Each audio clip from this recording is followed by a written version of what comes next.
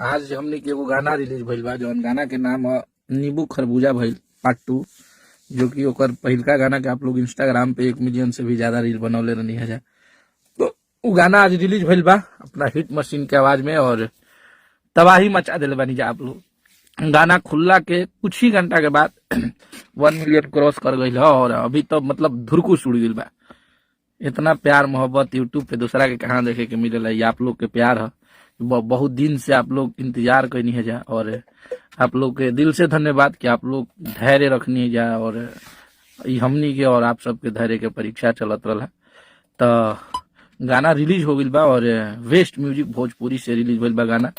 आप सबके hit machine, आप सबके ट्रेंडिंग स्टार, सुपरस्टार, जो कि भैया के गाना ना आवत रहा कुछ दिन से, तो आप लोग बहुत परेशान रही है जितना भी भैया के प्यार करे वाला लोग बा।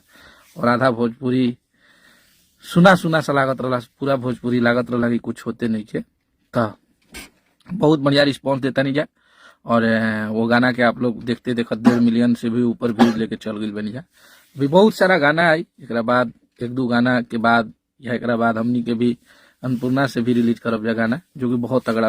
अभी जोन भी गाना आई आप लोग के मजा दी और सब डांसिंग मूड के गाना रही।